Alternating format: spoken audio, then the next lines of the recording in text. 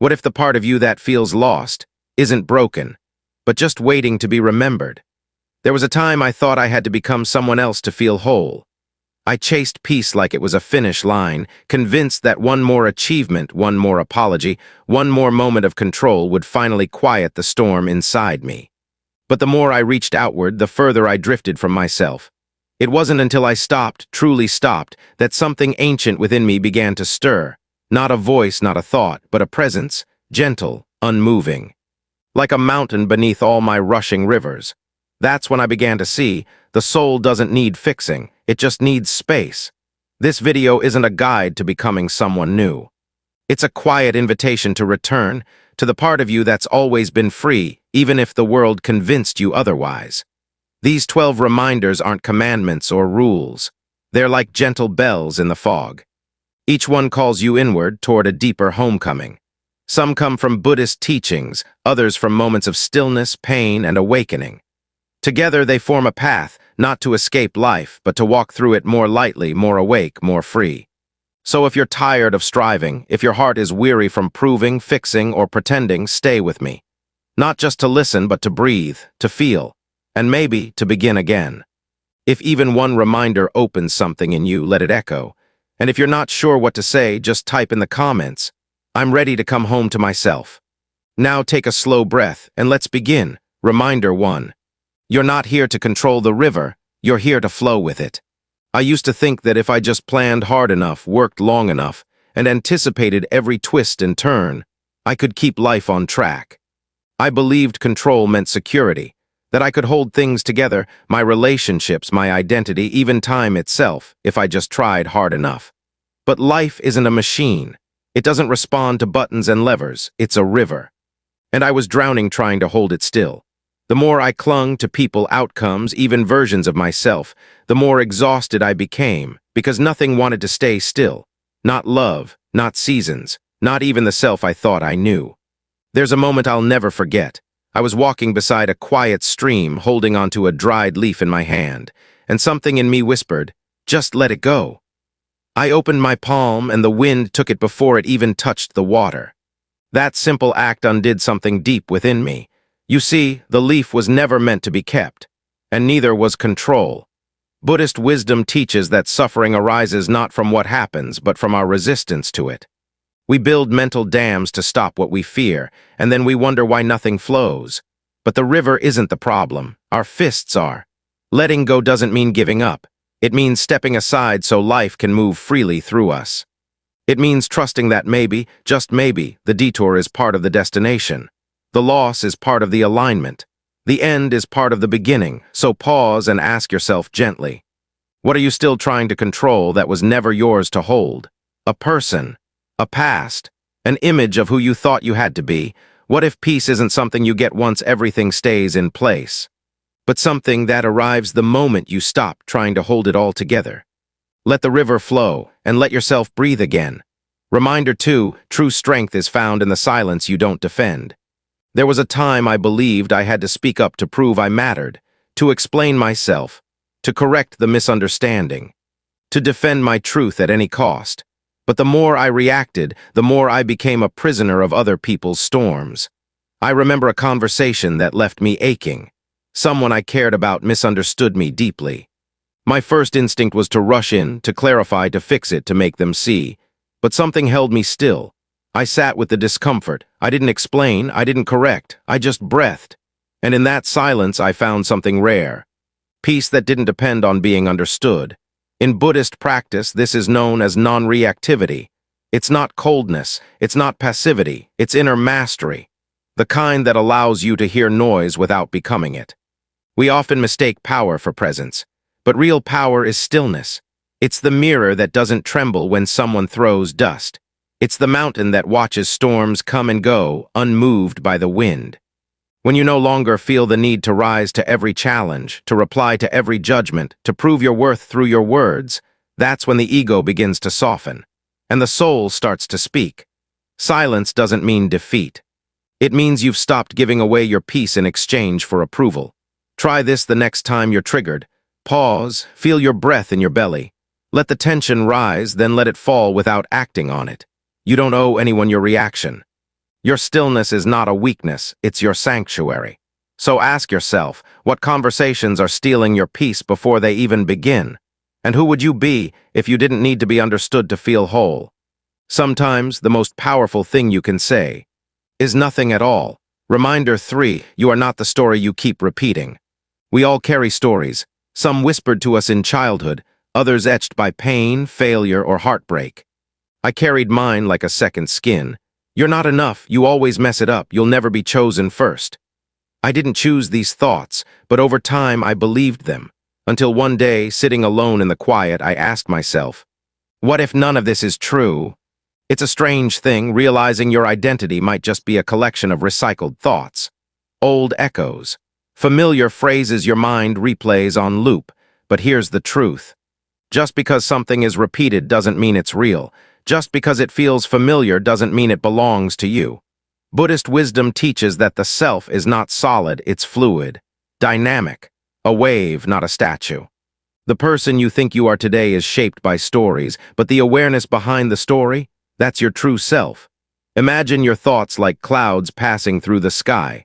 Some are stormy, some soft, but the sky itself never changes.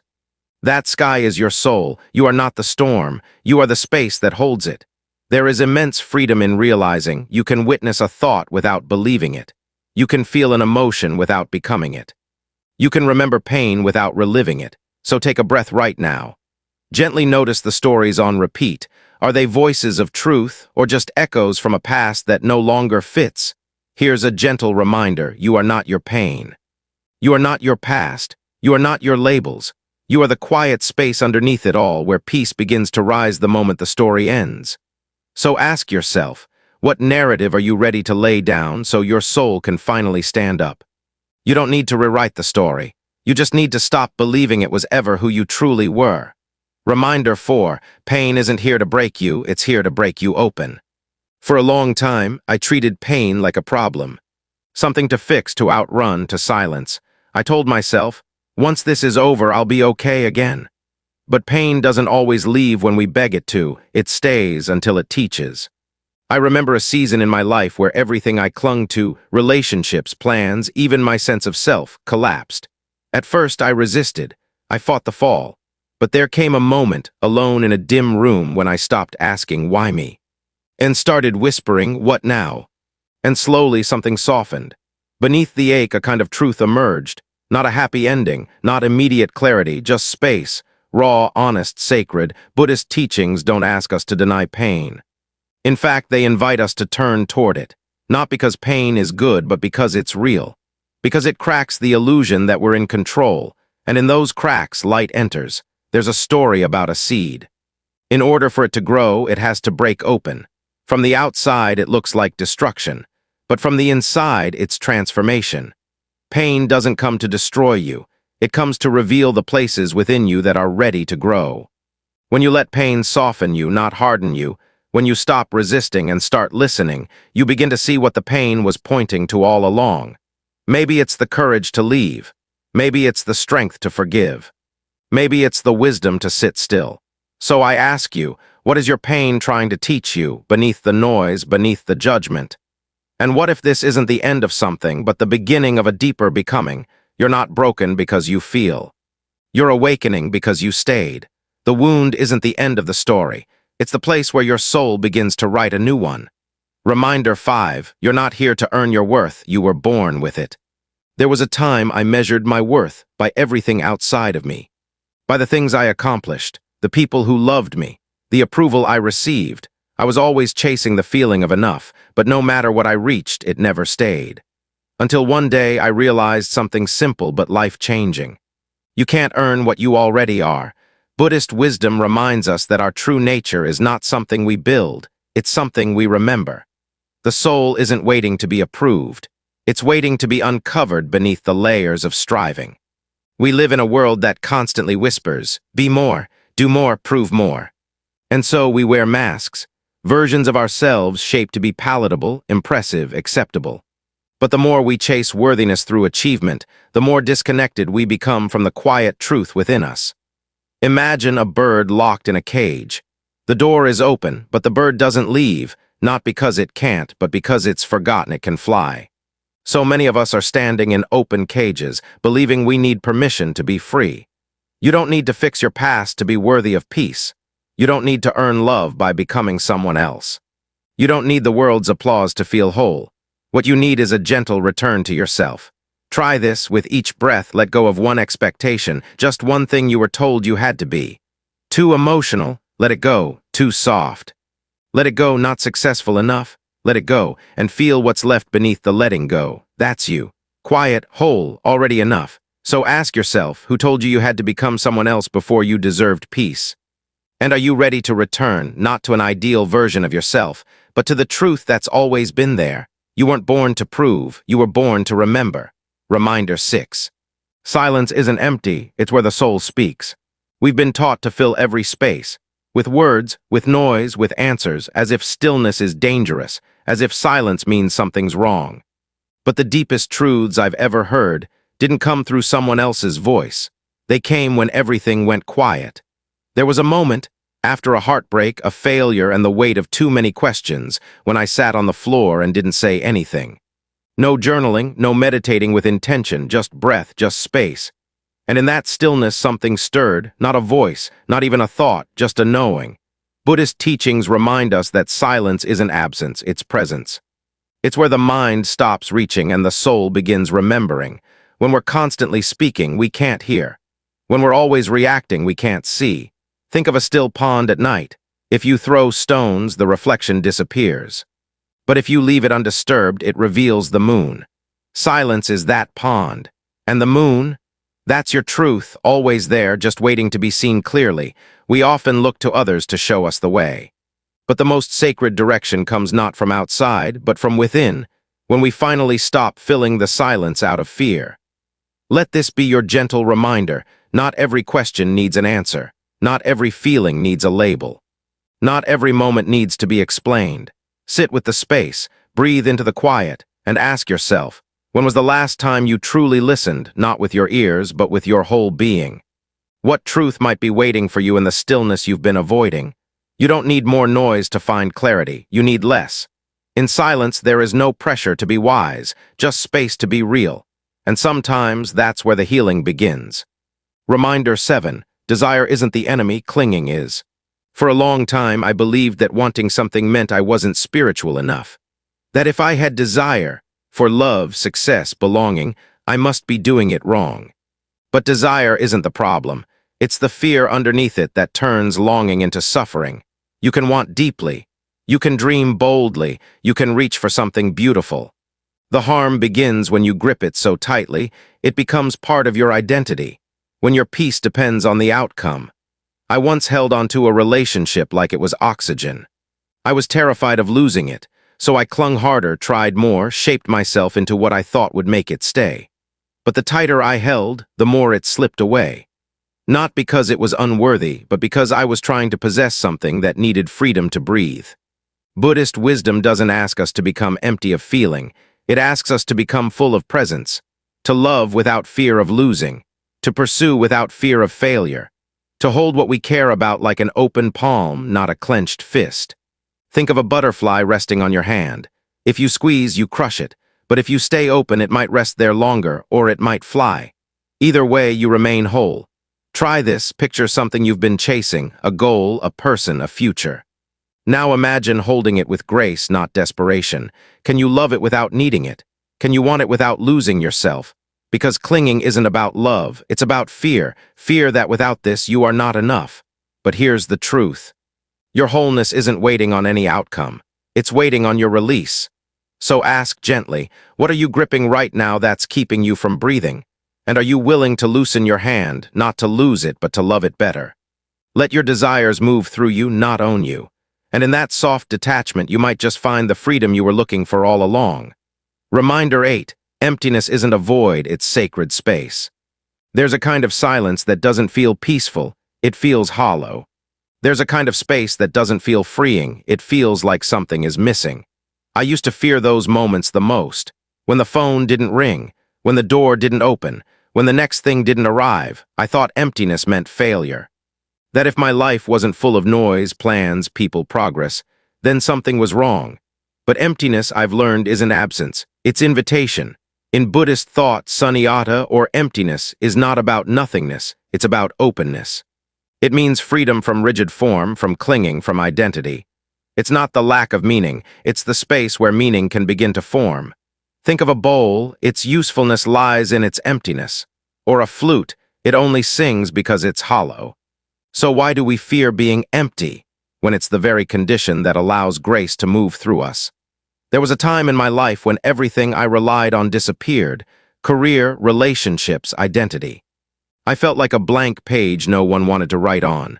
But in that void, I discovered something I'd never met before, the self I hadn't yet covered up. In that space, I didn't need to perform, or fix, or fill. I simply had to be. And slowly, like dawn creeping over a quiet field, something new began to arrive, not from effort, but from openness. So if you feel empty right now, don't rush to fill it. Sit with it. Ask it why it's here. It might be clearing space for something sacred. Ask yourself, what if your emptiness isn't a problem, but a preparation? And who might you become if you stopped filling every space and simply allowed it to breathe? Let the silence expand. Let the space soften you. You're not meant to be full all the time, you're meant to be open. Reminder 9. The more you chase, the further it runs. I used to believe that if I wanted something deeply, peace, love, clarity, I had to go after it with everything I had. No rest, no pause, just effort. But chasing didn't bring me closer. It only left me breathless and further away. It's a strange paradox. The more desperately we run towards something, the more we affirm we don't have it. We project lack into the world. I need this to be whole. And in doing so, we push it away without meaning to. Buddhist wisdom teaches that what we chase with grasping hands often slips through our fingers. Not because we don't deserve it, but because we're reaching from a place of fear, not fullness. Chasing implies separation. But the truth is, many of the things we're seeking are already seeking us. They just need space to arrive. Think of your breath. You don't chase it, you receive it. Inhale, exhale. That's how peace works too. It enters the space we leave open, not the one we try to control. There was a time I longed for clarity about my path. I journaled endlessly, asked everyone for advice, scrolled through quotes looking for answers. But it wasn't until I stopped, sat quietly beneath a tree in the late afternoon sun, that clarity found me. It wasn't loud. It didn't come all at once, but it felt like something long lost finally caught up. Try this. Picture something you've been chasing, not lightly hoping for, but striving for. Then imagine what would happen if you paused, not gave up, but released the desperation. What if you trusted that if it's truly meant for you, it doesn't need to be hunted? So ask yourself gently, is the thing you're running after actually waiting for you to stand still? What might find you if you stopped trying to find it first? Sometimes surrender isn't weakness, it's an open door. And when you stop chasing, life finally has a way to meet you where you are. Reminder 10, this moment is already enough. There was a time I lived in the next thing, the next achievement, the next version of myself, the next reason to feel like I'd finally arrived. I would whisper to myself, just one more step, just a little more healing, then you can rest, then you'll be worthy of peace. But that finish line kept moving. Every time I got there became somewhere else. And then one quiet morning I stopped chasing time. I let myself sit, no task, no growth, no goal. I simply noticed the steam rising from a cup of tea, the way the sun touched the floor, the rhythm of my breath. And I realized something that shook me in the softest way. I had been postponing peace for a future that didn't exist. Buddhism teaches that suffering comes not from the present moment, but from our resistance to it. We're rarely here. We're in the next plan, the next version, the next identity upgrade, but this moment, right now, as you read this, is not missing anything. It's already whole. Your breath is here. Your body is here. Your soul is not behind or ahead. It's here too. We think we need everything to be perfect to feel calm, but maybe calm arrives when we stop demanding perfection. Try this. Look around. Feel the air in your lungs. Don't analyze it. Just be with it. This is life, not the someday, not the after, this. Now, so ask yourself, what joy have you delayed until conditions are just right? What peace are you withholding from yourself until you've earned it? You don't need a reason to rest. You don't need permission to be here. You don't need to arrive at a better version of yourself to feel the sacredness of this moment. Let now be enough. Not because you gave up the dream, but because you stopped believing you were incomplete without it. You are not behind. You are right on time. Reminder 11, your soul has already survived what the mind still fears. Fear has a convincing voice. It tells you, what if this happens again? What if you can't handle it next time? What if you fall and no one catches you? I used to believe those questions. They looped in my head like old news I couldn't turn off. And yet, despite all that fear, I kept waking up. I kept breathing. I kept going. That's when I realized something my fear never told me. I've already survived so much more than I give myself credit for. Buddhist teachings often remind us that the mind clings to memory, especially pain. It thinks that by anticipating harm, it can prevent it. That anxiety equals protection. But your soul doesn't speak in that language. It doesn't anticipate, it remembers. It remembers the quiet strength that carried you through heartbreak, the stillness that held you in the dark, the part of you that didn't collapse even when everything else did. Fear is the echo of a wound. But your healing is louder if you dare to listen. I remember walking through a season of deep uncertainty, no direction, no clear answers, just fog. My mind screamed danger. Every step, but my breath kept going. My feet kept moving. And one day, without even realizing it, I had already walked beyond the fear. Try this. Place your hand gently over your heart. Feel its rhythm. You didn't control that beat. You don't force it to continue. It's always known how to carry you, especially when your mind forgot how. So ask yourself, what are you afraid of right now that your soul already knows how to endure? And what would happen if you trusted your inner wisdom more than your inner panic? You are not weak because you fear, but you are powerful because you continue despite it. The storm may still rage in the mind, but your soul is the mountain. Reminder 12. Letting go isn't losing, it's returning to who you really are. For most of my life, I believed letting go meant giving up. That if I released something, an identity, a dream, a relationship, I'd lose a piece of myself. But what I've come to understand is this: letting go doesn't mean you're falling apart. It means you're finally falling back into yourself. The world gives us names, roles, expectations. You're the strong one. You're the successful one. You're the quiet one. And we try to live up to them, shaping ourselves to fit the mirror others hold. But over time, those labels become cages, and the soul, which was never meant to be boxed in, begins to whisper, "This isn't who I truly am." Buddhist wisdom doesn't ask us to become something new.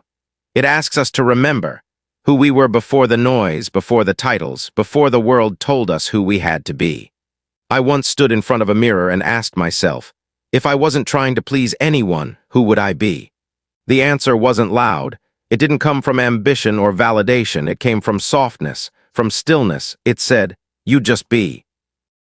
Try this, take a deep breath, and with each exhale, let go of one thing that doesn't belong to you, an old story, a pressure to prove, a version of yourself that was built to survive but not to live. You don't need to carry what was never yours. You don't need to become someone better to be someone whole.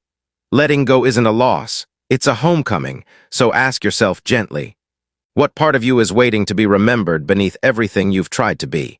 And what might happen if you stopped holding on to who you were told to be and simply became who you already are? You are not the masks. You are not the noise. You are the light that shines when the dust finally settles. You are not late. You're right on time to return. If you've made it this far, maybe your soul has been whispering. It's time. Time to stop striving. Time to stop proving. Time to remember who you were before the world handed you its noise, its labels, its fear. These 12 reminders weren't here to teach you anything new. They were here to help you remember what you've always known. You are already whole. You are already free. Peace isn't something you chase. It's what arrives when you finally stop running. So breathe, not to fix anything, not to be better, just to be here in this breath, in this moment, in yourself. And if something in you softened, if even one word brought you closer to stillness, carry it with you. Not as a rule, but as a quiet companion. If you'd like to reflect, share in the comments. I am returning to myself. Until next time, may your silence speak clearly, and may your soul feel free.